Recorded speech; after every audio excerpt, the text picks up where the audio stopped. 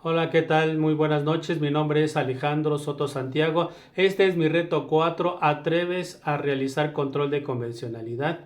De mi materia, control de convencionalidad. Mi asesor virtual, la maestra Lidia Aurora López Núñez. Mi matrícula es la 2102-5707. Fecha de elaboración 20 de febrero del 2024. De la carrera Licenciatura en Derecho de la Universidad Virtual del Estado de Guanajuato. Y bueno, en esta ocasión se nos pide leer el caso que a continuación se describe. El 10 de junio de 1992 se registró el nacimiento de Rosaura Gómez López, quien hace 6 meses acudió ante el registro civil para solicitar la modificación de su acta de nacimiento a fin de que ésta fuera acorde a su identidad sexogenérica y se identificara que se trata de un hombre y que su nombre es Nicolás Gómez López. Como la autoridad del registro civil no respondió su petición, Nicolás presentó un amparo indirecto contra la falta de respuesta. Dentro del juicio de amparo, el registro civil rindió su informe y contestó a la solicitud de Nicolás. De acuerdo a la legislación local vigente de la identidad federativa, la modificación del acta de nacimiento que se solicitó de Nicolás debió ser tramitada a través de autoridad judicial. En efecto, el Código Familiar de la Identidad Federativa define dos tipos de procedimientos para rectificación de acta. Uno, procedimiento judicial vía juicio especial oral para la adecuación o concordancia sexogenérica en el acta de nacimiento. Dos, procedimiento administrativo ante el registro civil para el cambio de apellido en caso de reconocimiento voluntario en el acta. ¿Qué harías si fueras juez de distrito y conocieras del amparo indirecto? Inciso A. Niegas el amparo confirmando que el trámite debe de realizarse vía judicial. O B. Concedes el amparo y ordenas al registro civil dar el trámite la solicitud. Si yo fuera juez, concedería el amparo y ordenaría al registro civil dar trámite a la solicitud. De conformidad con el artículo primero, fracción segunda de la Constitución Política Mexicana, las normas relativas a los derechos humanos se interpretarán de conformidad con esta Constitución y con los tratados internacionales de la materia, favoreciendo en todo momento a las personas la protección más amplia. Es decir, que todas las autoridades judiciales mexicanas están obligadas a verificar que una norma jurídica o un acto de autoridad se ajuste a los tratados internacionales en materia de derechos humanos de los cuales el Estado es parte, en base al principio pro persona.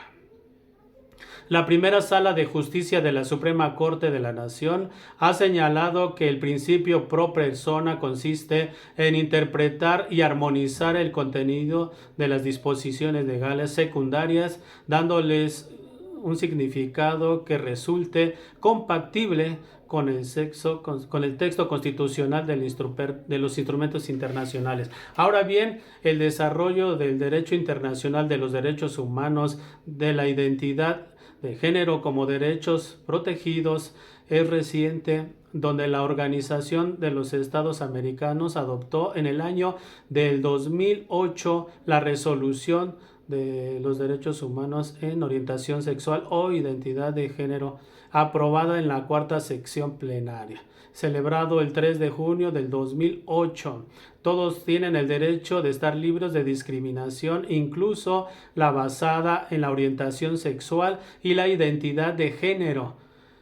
Este derecho está protegido por el artículo 2 de la Declaración Universal de los Derechos Humanos, así como por las disposiciones sobre no discriminación de los tratados internacionales básicos de los derechos humanos.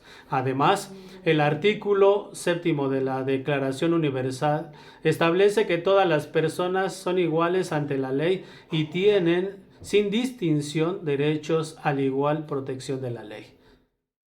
Otro documento que nos habla sobre este tema, sobre tipo de discriminación y que la prohíbe, es Observación General número 20 del año 2009 de su numeral 32, donde hay orientación sexual y orientación de género.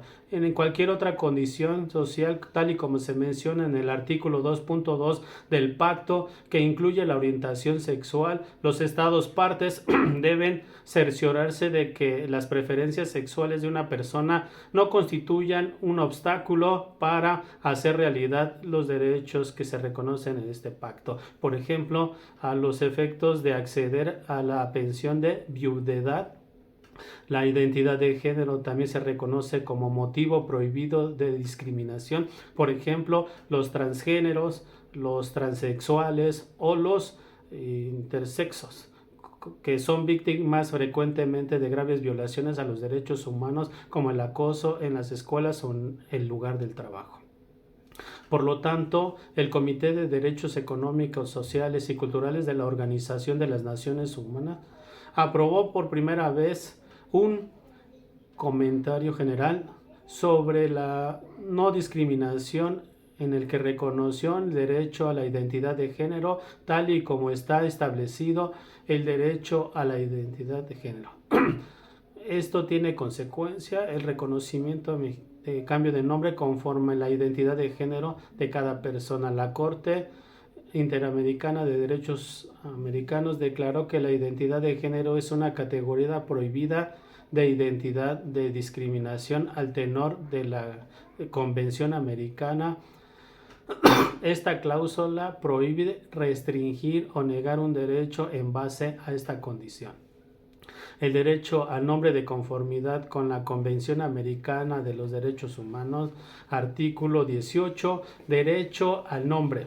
Toda persona tiene derecho a un nombre propio y a los apellidos de sus padres o a uno de ellos. La ley reglamentará la forma de asegurarse de este derecho para todos mediante nombres supuestos si fuese necesario. Artículo 4, fracción 8 de la Constitución Política de los Estados Unidos Mexicanos. Toda persona tiene derecho a la identidad y a ser registrada de manera inmediata a su nacimiento. El Estado garantizará el cumplimiento de estos derechos. La autoridad competente expedirá gratuitamente la primera copia certificada del acta del registro de nacimiento. Estos dos artículos son de suma importancia, ya que en ellos se establece el derecho fundamental. Con ellos los da un sentido de pertenencia dentro de la familia, la comunidad y el mundo entero. Además de ello, el poder fortalecer un vínculo entre ellos.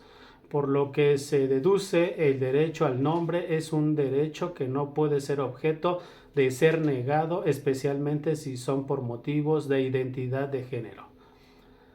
Aunque este derecho humano está plenamente reconocido como un derecho fundamental a nivel internacional, cabe mencionar que en México solamente 13 estados han aprobado el cambio de nombre por motivo de identidad de género, como son Ciudad de México, Coahuila, Colima, Hidalgo, Jalisco, Michoacán, Nayarit, Oaxaca, Quintana Roo, Jalisco, San Luis Potosí, Sonora y Tlaxcala. Existe un documento que nos da una mayor explicación sobre este tipo de violencia en contra del sector LGBTIQ.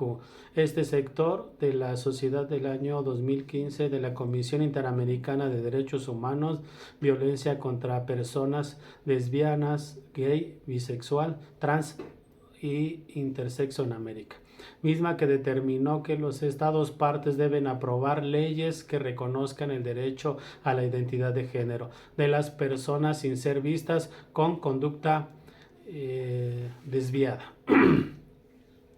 Como recomendación a los estados, siguiendo las buenas prácticas de algunos países de la región, dispuso que debe adoptar leyes de identidad de género que permitan rectificar el nombre y la identidad de género en los documentos oficiales a través de procedimientos expeditos y sencillos, de preferencia no judiciales, sin que sean solicitados ningún otro tipo de evaluación médica y o psicológica de alguna persona.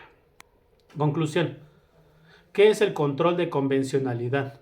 Cuando se habla de control de convencionalidad, también se habla de control de constitucionalidad. Con esto existe una obligación constitucional que está expresa de que los tribunales de todo el país, independientemente de su competencia o jurisdicción, tienen que hacer control de convencionalidad, ya que este es un tema que incluso no tienen muy claro los tribunales cuando se hablaba de control difuso, qué efectos tiene, cuándo se ejerce, y que hoy se pueden interpretar estas distinciones es muy importante, y que hoy los términos en control de convencionalidad difuso, concentrado o incluso mixto podamos entenderlos como estudiantes y en lo futuro como litigantes.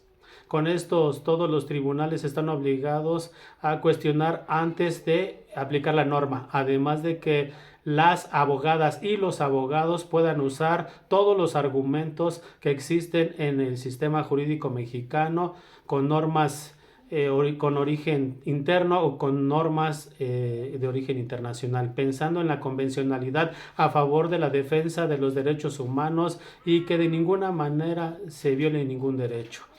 Esto basado en el principio pro persona.